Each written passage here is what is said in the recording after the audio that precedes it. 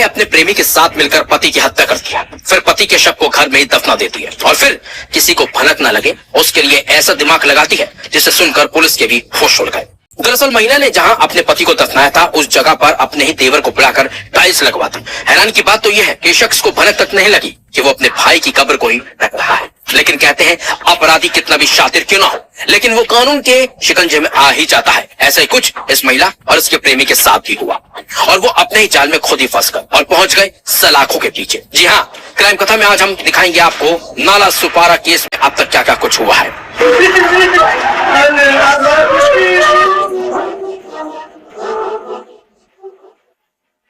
दरअसल 32 साल के विजय चौहान की हत्या के मामले में दोनों आरोपी यानी कि विजय की पत्नी चमन चौहान और उसका प्रेमी मोनू शर्मा पुलिस की हिरासत में है और पुलिस इन लोगों से लगातार पूछताछ कर रही है। लेकिन ये दोनों अलग अलग बयान देकर पुलिस को उलझाने की पूरी कोशिश कर रहे हैं और तो और ये दोनों एक दूसरे का ही बचाव करते हुए दिख रहे हैं।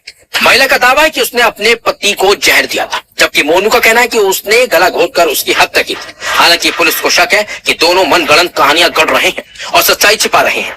चमन चौहान ने फिलहाल पुलिस को बताया कि उसकी और विजय की शादी को 10 साल हो गए और उनका एक 7 साल का बेटा है। उनकी शादी में तनाव था और वो अक्सर झगड़ते रहते थे। जनवरी में उसे अपने पड़ोसी मोनू शर्मा से प्यार हो गया। विजय सुबह 7 बजे काम पर निकल जाता था और रात 9 बजे लौटता था, जबकि चमन और मोनू चोरी छिपे मिलते थे। उसने बताया कि उसके पति और उसके परिवार को उनके प्रेम प्रसंग का पता चल गया था। विजय को उसके फोन पर चैट और तस्वीरें मिल गई थी, जिसके चलते उसने कथित तौर पर उसकी हत्या की योजना बनाई थी। चमन ने दावा किया है कि उसने अपने पति के खाने में जहर मिलाकर उसकी हत्या कर दी। उसकी मौत के बाद उसने बताया कि उसने पानी की टंकी बनाने के बहाने एक मजदूर को जमीन खोदने के लिए बुलाया था। बाद में उसने शव को दफना दिया और अपने देवर की मदद से टाइलें लगवा दी। महिला ने पुलिस को यह भी बताया कि उसने अकेले ही इस काम को अंजाम दिया है और हत्या में मोनू का कोई हाथ नहीं था। चमन ने पुलिस से मोनू को रिहा करने की गुहार लगाई है और कहा कि वह उससे बहुत प्यार करती है, जबकि मोनू शर्मा ने दावा किया है कि उसने एक झगड़े के दौरान विजय चौहान का गला घोंटकर उसकी हत्या कर। उसके मुताबिक वह विजय के घर गया था जब चमन सब्जी खरीदने बाजार गई थी और दोनों के बीच इस दौरान बहस बढ़ गई और मोनू ने दावा किया है कि उसने गुस्से में विजय का गला घोंट दिया। और पुलिस को इस घटनाक्रम पर संदेह है और उनका कहना है कि विजय शारीरिक रूप से मजबूत और लंबा चौड़ा था, जबकि मोनू अकेले उस पर काबू पाने में सक्षम नहीं था। मोनू ने यह भी पुलिस को बताया कि उसने अकेले ही इस वारदात को अंजाम दिया है और चमन को अब रिहा कर दीजिए, ये दावा करते हुए कि चमन का इसमें कोई हाथ नहीं था।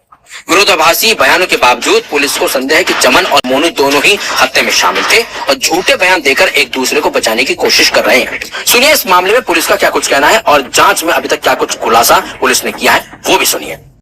इसमें जो चीजें प्राथमिक रूप से सामने आ रही है उसमें जो इसमें मृतक है विजय चौहान, इनकी पत्नी श्रीमती चमन चौहान और इन्हीं के रूम के बगल में रहने वाला मोनू अरविंद शर्मा, ये दोनों के बीच में पिछले कुछ महीनों से जो नाजायज संबंध और जो प्रेम संबंध जो तैयार हुए थे और जिसके चलते जो मृतक विजय चौहान है उसके और उसकी पत्नी आरोपी चमन चौहान, ये दोनों के बीच में और जो ये दूसरा आरोपी है मोनू शर्मा, इसके माता पिता और मोनू शर्मा खुद, इनके साथ में काफी बार अनबन झगड़ा इस तरीके से काफी दिन से चल रहा था और इसी के चलते इन दोनों के जो चक्कर चल रहा था इसमें इसकी बाधा ना रहे या फिर इसको हटाया जाए, इसके चलते आरोपियों ने जो मृतक है उसकी हत्या कर उसका जो शव है वो शव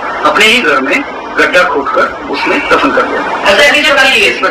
हथियार का उपयोग किया गया था या किस पद्धति से? देखिए हथियार और इसके बारे में जो है वो जब पोस्टमार्टम रिपोर्ट मिलेगा और उसके बाद में बाकी और इन्वेस्टिगेशन करने के बाद एक्चुअली में किस तरीके से और किस इससे हथियार से और दूसरे किस तरीके से इसकी हत्या हुई है इसके बारे में और स्पष्ट रूप से जानकारी।